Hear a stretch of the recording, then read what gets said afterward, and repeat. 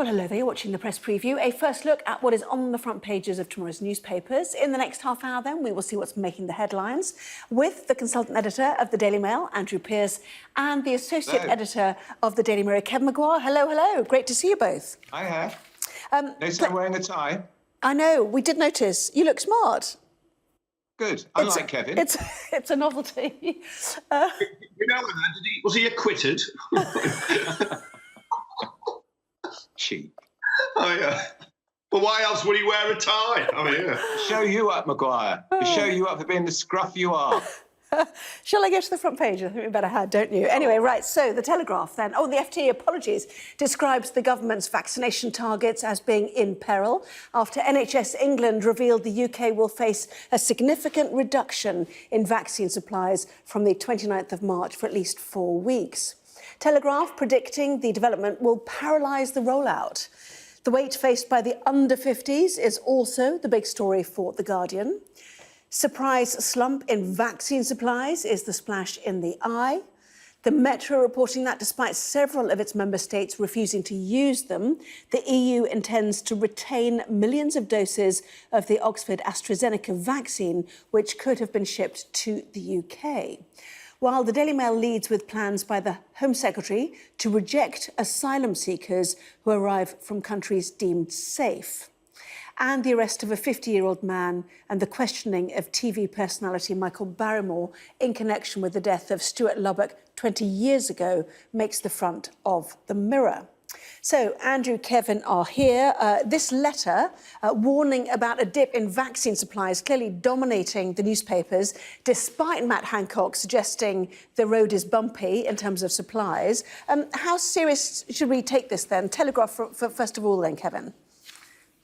Yeah, well, it's the first big hiccup in what's been an incredibly successful NHS mass vaccination programme. And Matt Hancock called that press briefing today, really not to announce anything new. He just wanted to take a bow and give himself a big pat on the back that we've now exceeded 25 million doses. And the letter coming out rather rained on his parade. The Telegraph, very pro-government paper, they are talking about it'll paralyse the rollout. No bookings for first jabs now. No fresh bookings for first jabs are going to be taken in April. The Telegraph says the shortage, what called lumpy supply, in Hancock's words, is linked to a delay in 5 to 10 million doses of the Oxford AstraZeneca vaccine from India.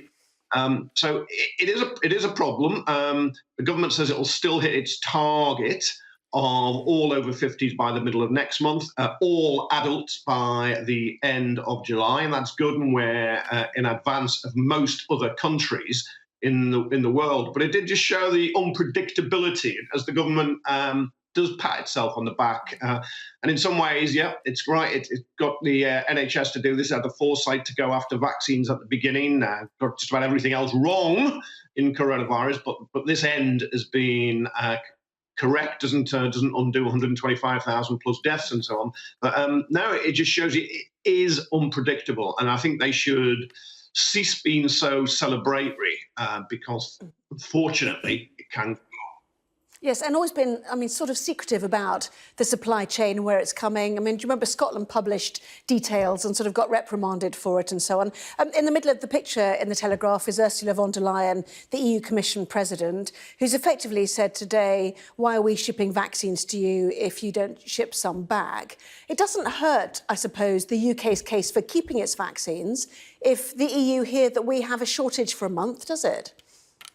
No, it doesn't. But Ursula von der Leyen is a complete idiot. There's no other word for this woman. The European Union has 62 million. We've sent 62 million vaccines of AstraZeneca to the European Union, and they've used 48 million. So there are 14 million in various fridges across the European Union. And currently, 18 countries within the European Union have paused. They use the word pause rather than suspended, using the AstraZeneca vaccine, because of unsubstantiated scare stories started by that fool, President Macron, who said people over 65 shouldn't use it. When challenged about the scientific evidence for it, said, oh, actually, there isn't any.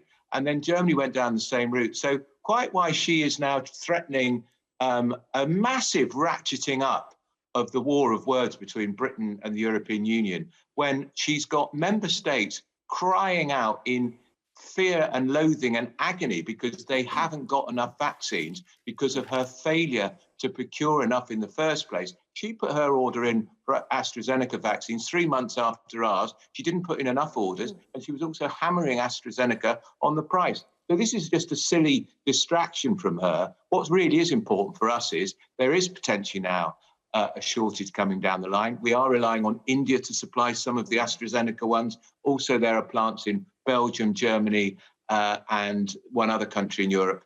And let's hope Matt Hancock's right. It is just lumpy production. But why this is a big story, it's because it was so unexpected, in my view. That's why it's on so many front pages. We didn't see this coming. There was no hint. There was no pre-spin, which is what you often get with ministers. They try and massage opinion. This came completely out the blue. Yes, and in fact, just on Europe, interestingly, some nations are now looking to Russia's vaccine, aren't they? The Sputnik V, which has all sort of geopolitical implications itself, you know, nations like Hungary, for example.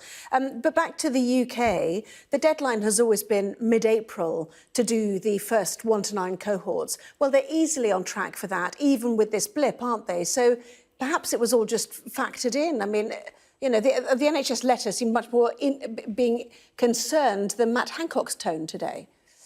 Yeah, we've seen the daily vaccination figures out. I think they varied from just over 200,000 to 500,000. So you can see there that the flow of the vaccine, which is it's a culture, it has to be grown. It's not like getting cars off the BMW line. It's rather more complex than that. But where the government, it's kept constantly saying we're doing better than we expected, and this is the first hiccup. I think the answer to your question is, I think diplomatically it does help in that argy-bargy with the European Commission, but it's kind of it's almost as if some of the European Union countries or the European Union countries can't make up their mind, because some are suspending the use of the AstraZeneca vaccine, and then the European Commission wants more of it.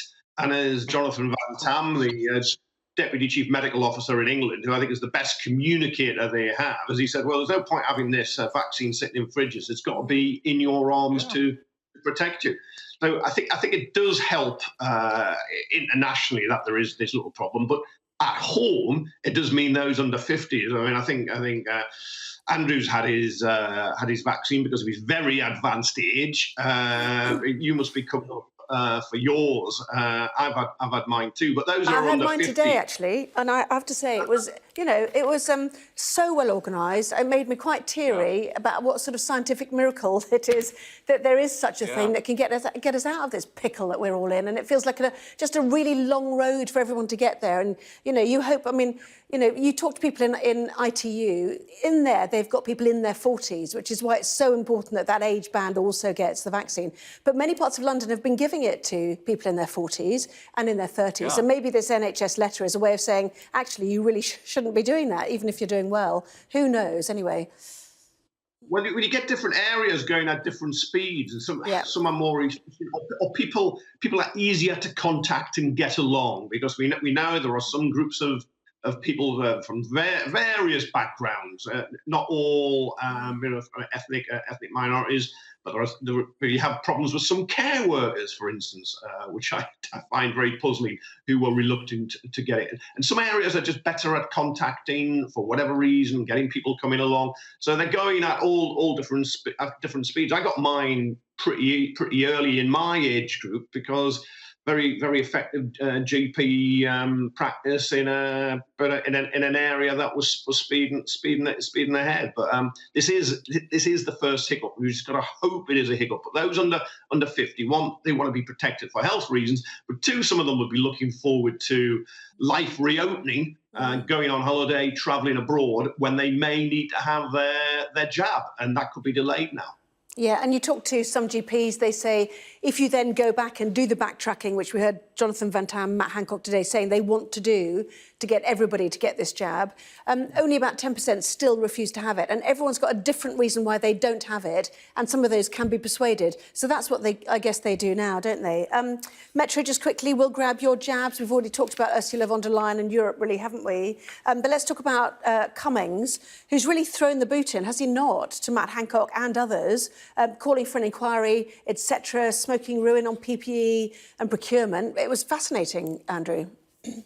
Yeah, how much we've missed him.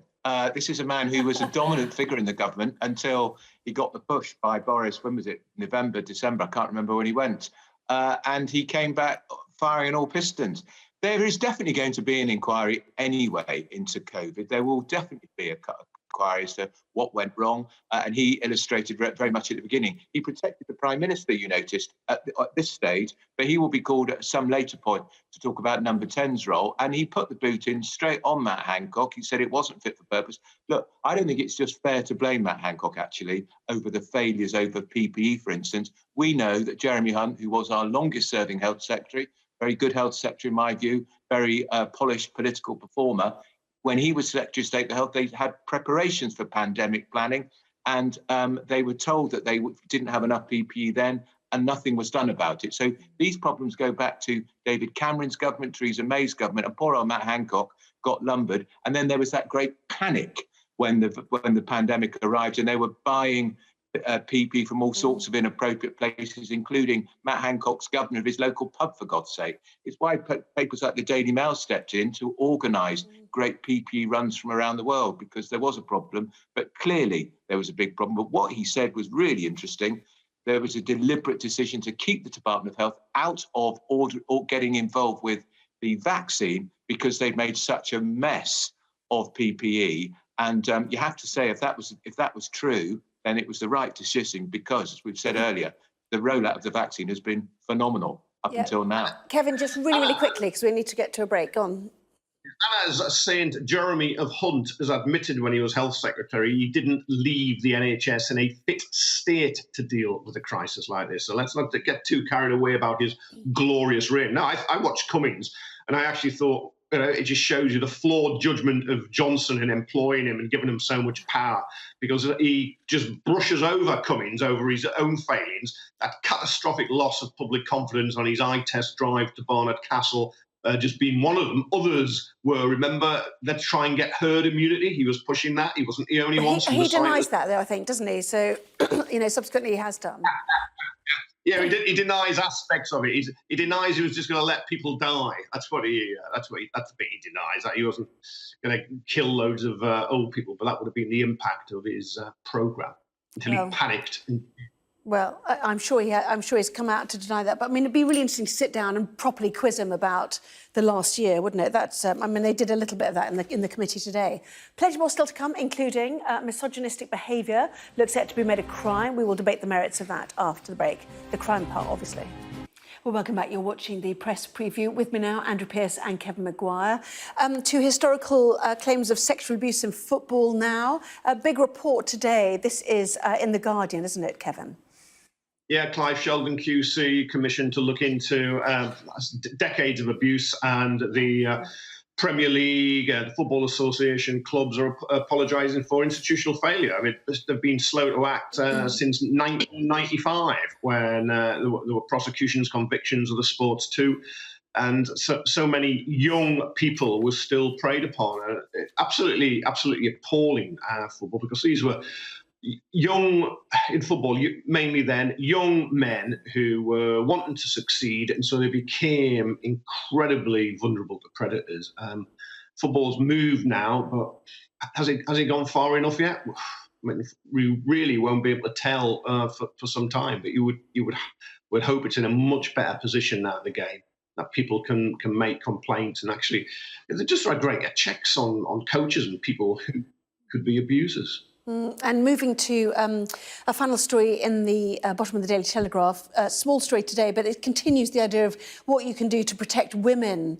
And this is the idea that misogyny could be included as a crime, Kevin. Andrew, rather. Well, this is as part of as a hate crime. It is extraordinary when you think we've got racism and homophobia. They all can be regarded as hate crimes. How misogyny was excluded, I don't know. Particularly when you think how many women are now in the House of Commons. Did they try and get it included? I don't know.